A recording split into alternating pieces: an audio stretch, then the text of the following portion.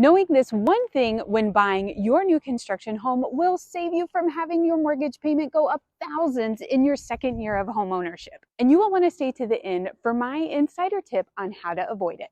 Okay, here's what happens. You find the house you want. You sign the builder's contract, the builder's lender gets you approved, sends you an estimated monthly payment, and it's great. And you went with the builder's lender because the builder was giving you some crazy good incentives for doing so, like a drop in the purchase price, or maybe a buy down on your interest rate points, or some closing cost assistance. Sounds pretty good, right? Then you buy the home. All is going well until you are in that second year of homeownership and you get that escrow analysis letter with a huge surprise. Your payment is going up over $1,000 or maybe even $2,000 a month. What? Are you kidding me? Yeah, I know. And it all could have been avoided had everything been set up properly in the first place. I'll explain.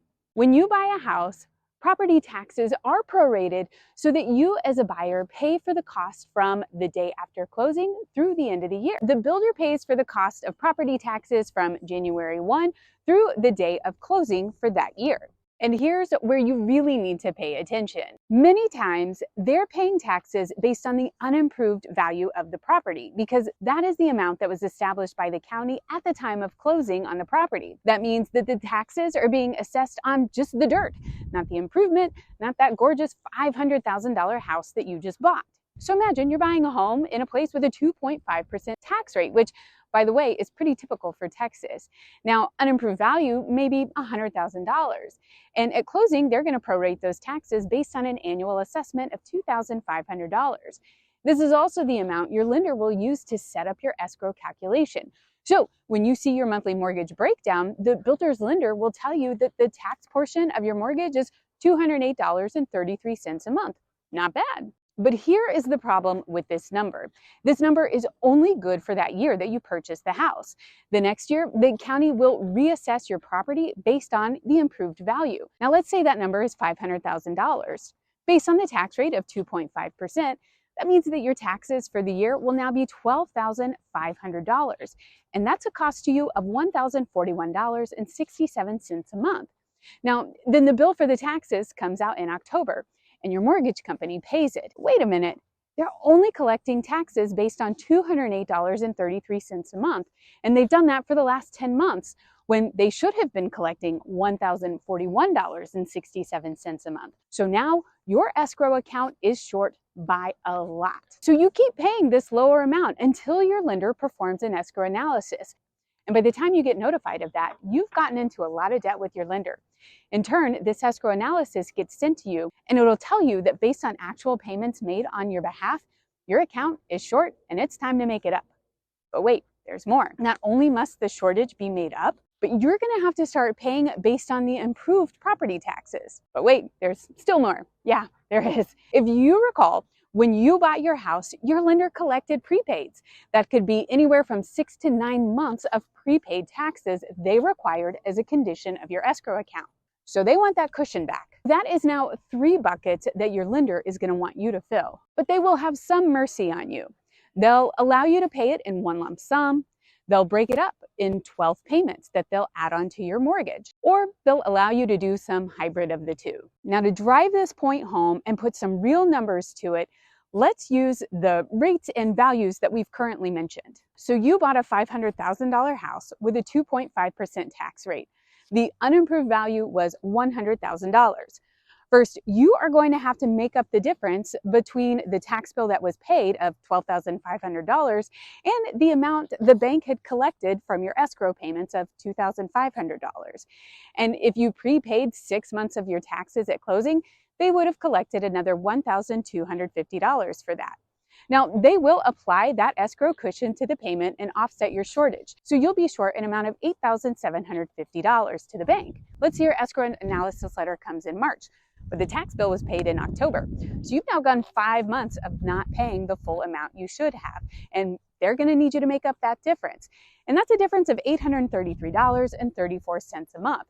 So multiply that times 5, and you now owe the bank another $4,166.70. But you have to build that cushion back up of prepaid taxes. And if they require 6 months of prepaid taxes to your account, that means they will now require that to be built back up. And they're going to calculate that based on that new amount of $1,041.67 a month.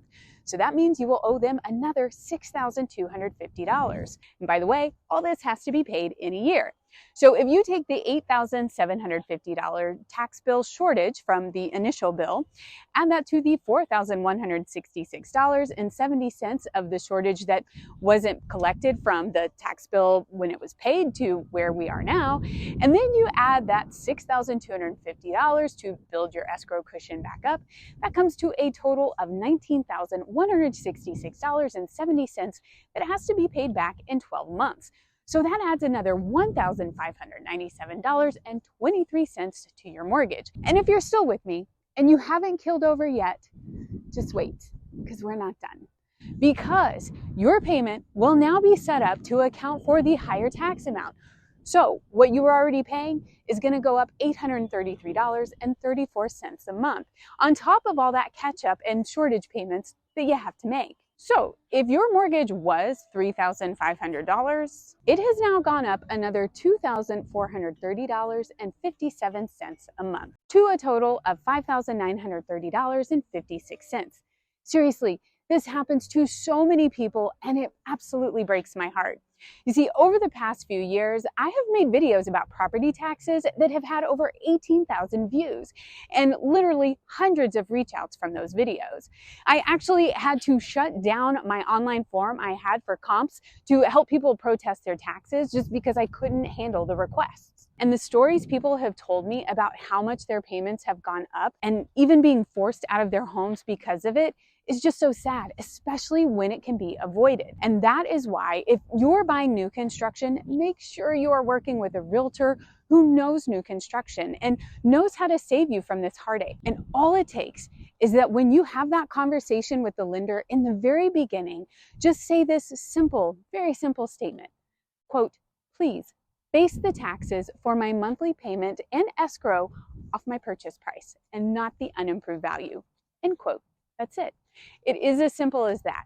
And if I were you, I would put that in writing and confirm when you get those estimates that the correct tax amount has been applied. And that's the tax amount based on the purchase price. This way, you are getting a true picture of the cost of owning that home, not the rose-colored short-term cost because of this tax loophole.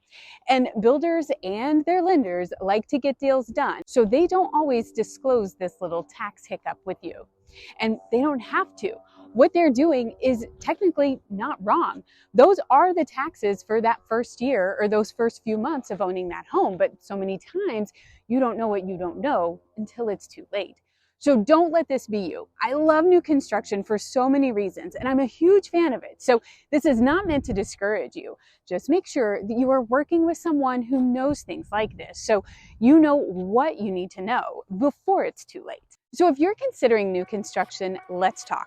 For years, I was an insider on the builder side of sales and marketing. I sat in on closed-door conversations about moving specs. I saw the profit margins, and I learned when and where builders are willing to be flexible. Using this valuable insight, I now help buyers navigate the process of buying from a builder. If we haven't met yet, I'm Jennifer Shannon. I'm a realtor and broker associate with the Crest Edge Group at Keller Williams.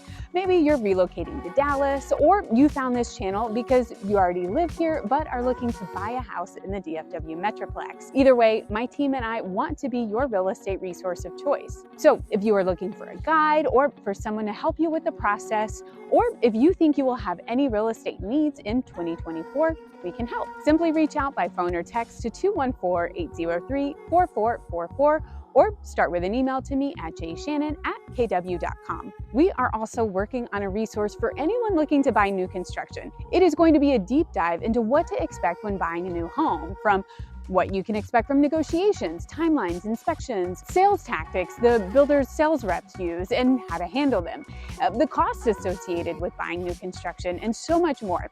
So if that is something that you would like, visit guide.newhomelivingdfw.com and tell us where to send that guide and we'll get it over to you.